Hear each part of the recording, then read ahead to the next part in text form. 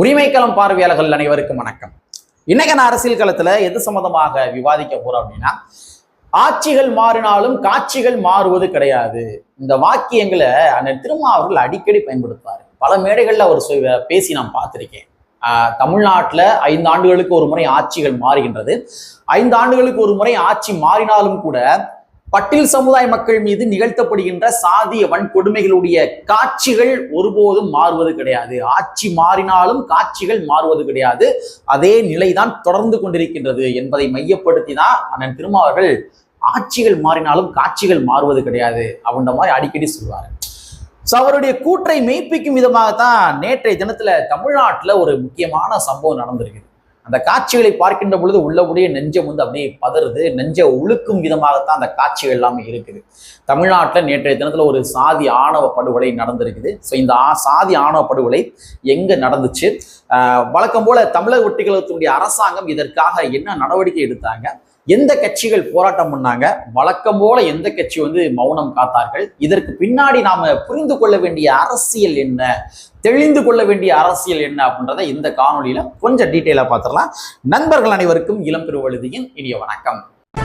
நாங்க படிமத்து பார்த்துட்டோம், இனி ஜென்மத்துக்கும் எங்களால குடிய முடியாது. அதனால நாங்க சண்டை போட போறோம். ஒண்ணு கிடையாது மக்களே. மயிலாடுதுறை மாவட்டம் தரங்கம்பாடியை ஒட்டியுள்ள சாத்தங்குடி என்று சொல்லப்படுகின்ற ஒரு கிராமம். அந்த கிராமத்துல ஒரு வீடு, அதாவது தன்னந்தனியா அந்த வீடு இருக்குது. ஐ திங்க் அது ஒரு தோப்பு வீடுன்னு சொல்லுவாங்க தெரியுமா, அந்த மாதிரி வீடு மாதிரி தான் தன்னந்தனியா இருக்குது.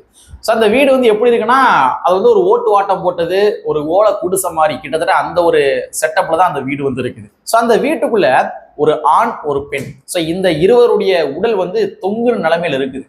தூக்கு மாட்டி இறந்தாங்க அப்படின்னா எப்படி தொங்கிக்கு இருக்குமோ அந்த மாதிரி தொங்கு நிலைமையில இருக்குது.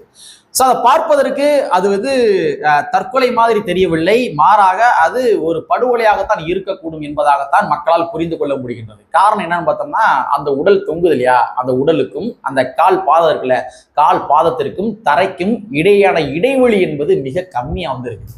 பொதுவாகவே ஒருத்தங்க ஹேங்கிங் பண்ணிக்கிறாங்க அப்படின்னா அவங்களுடைய உடலுக்கும் தரைக்கும் இடையான இடைவெளி என்பது மிக அதிகமா இருக்கும்.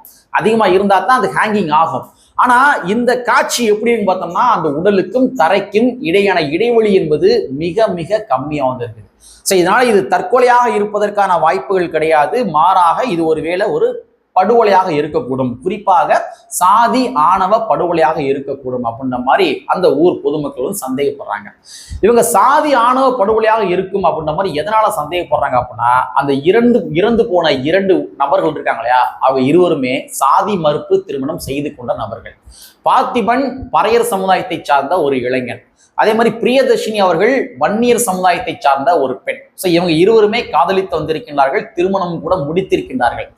குறிப்பாக அந்த இறந்த நபர் அவர் என்ன பண்ணிருக்காருன்னா, சில நாட்களுக்கு முன்பாக காவல் நிலையத்துல ஒரு கம்ப்ளைண்ட் கொடுத்திருக்காரு. இந்த மாதிரி எங்களுக்கு பாதுகாப்புகள் வேணும், நாங்க சாதி மறுப்பு திருமணம் பண்ணிக்கிட்டோன்ற மாதிரி காவல் நிலையத்துல கம்ப்ளைண்ட் கொடுத்திருக்காரு. ஸோ இது எல்லாத்தையுமே கனெக்ட் பண்ணி பார்க்கின்ற பொழுது இது நிச்சயமாக சாதி ஆணவ படுகொலையாகத்தான் இருக்கக்கூடும் அப்படின்ற மாதிரி மக்கள் சந்தேகப்படுறாங்க. ஸோ அதன் அடிப்படையில் விடுதலை சிறுத்தை கட்சி களம் காணுகின்றார்கள். அங்க போய் அந்த பாதிக்கப்பட்ட மக்களுக்காக களத்தில் இறங்கி போராட்டம் செய்கின்றார்கள். மற்ற கட்சிகள் வரல, வழக்கம் போல திராவிட முன்னேற்ற கழகம், நாங்க தான் சமூக நீதி கட்சி என்று கூறிக்கொள்கின்ற திராவிட முன்னேற்ற கழகம் வரல, நாங்க தான் எதிர்கட்சி அப்படின்ற மாதிரி சொல்லிக் கொள்கின்ற திராவிட முன்னேற்ற கழகம் வரல, திராவிட முன்னேற்ற கழகத்தையும் தமிழக ஒட்டி கழகத்தையும் எதிர்த்து அரசியல் செய்ய வேண்டிய அதிமுக யாரும் வரல, தாவேக்காவை குறை சொல்வதற்காக இங்க இருக்கின்ற சில கட்சிகள் இருப்பாங்க இல்லையா, அந்த கட்சிகள் கூட இதை வைத்து அரசியல் செய்திருக்கலாம், ஆனா அவங்களும் கூட களத்துக்கு வரல. வழக்கம் போல விடுதலை சிறுத்தை கட்சி களத்துல இறங்கி போராட்டம் பண்றாங்க. இவங்களுடைய போராட்டத்தை அறிந்த இங்க இருக்கிற கம்யூனிஸ்ட் கட்சி என்ன பண்றாங்க, அவங்களும் கூட களத்தில் இறங்கி விடுதலை சிறுத்தை கட்சியோட கைகோர்த்து போராட்டங்கள்ல ஈடுபடுறாங்க.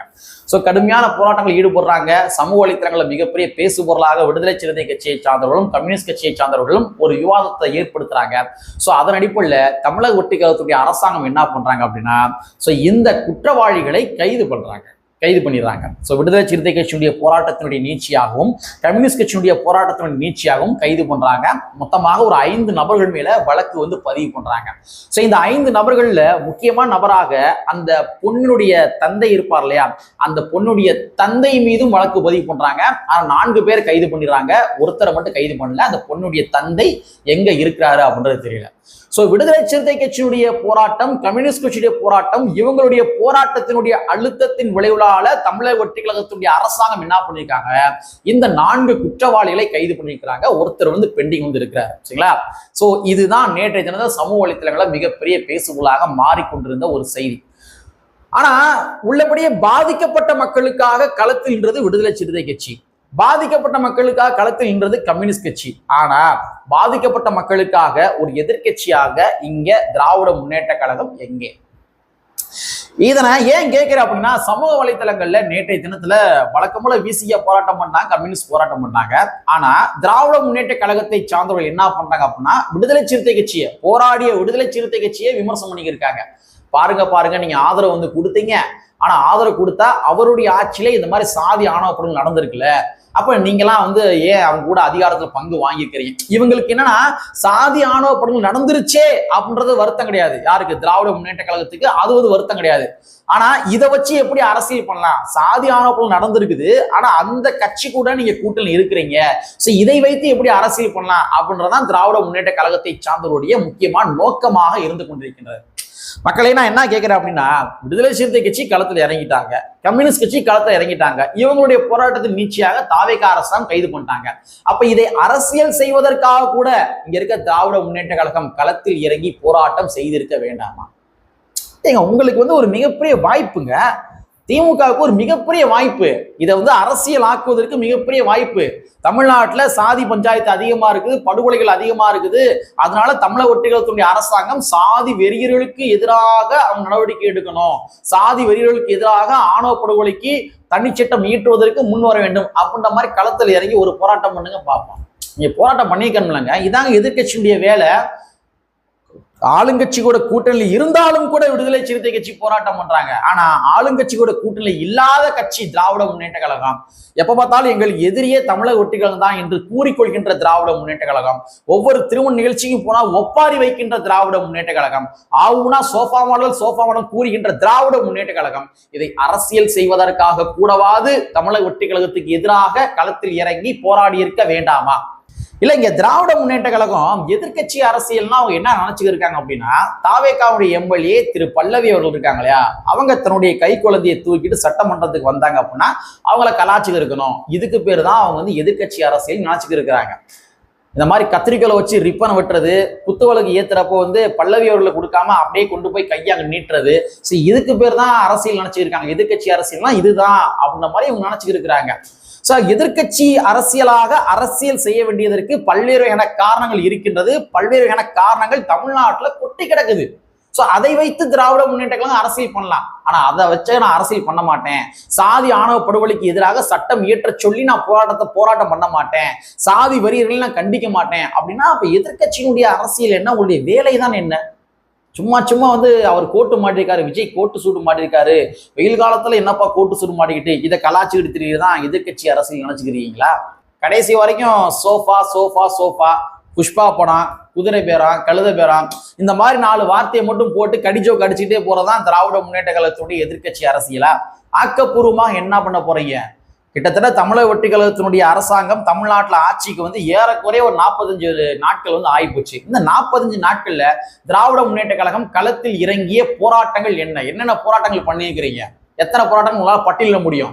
ஆனாலும் கூட விடுதலை சிறுத்தை கட்சி, கம்யூனிஸ்ட் கட்சி, தமிழக வெற்றி கழகத்தோட கூட்டணியில் இருந்தாலும் கூட திராவிட முன்னேற்ற கழகத்தோட அதிக போராட்டம் பண்ணியிருக்காங்க. அப்ப திராவிட முன்னேற்ற கழகம் எதிர்கட்சி அப்படின்ற மாதிரி உங்களுடைய அரசியல் தான் என்ன? நீங்க என்னதான் பண்ண போறீங்க? நீங்க மக்களுடைய நம்பகத்தன்மை பெறுவதற்கு என்ன பண்ண போறீங்க?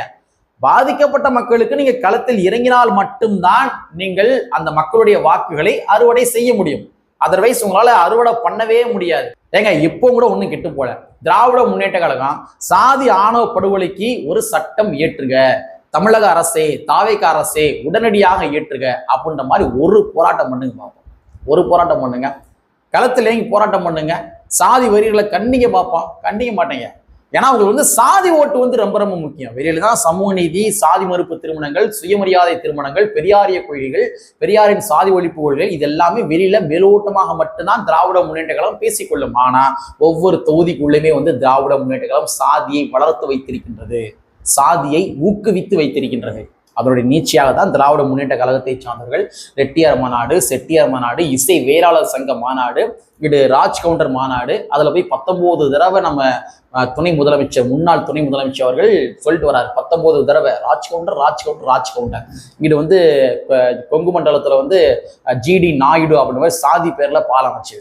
ஸோ நான் என்ன கேட்குறேன் அப்படின்னா, களத்தில் ஏறி போராட்டம் பண்ணுங்க, ஆணவ படுகொலைக்கு எதிராக நான் சட்டம் இயற்றுக அப்படின்ற மாதிரி சொல்லி களத்தில் இறங்கி திராவிட முன்னேற்ற கழகம் இதை வைத்தாவது அரசியல் செய்ய வேண்டாமா?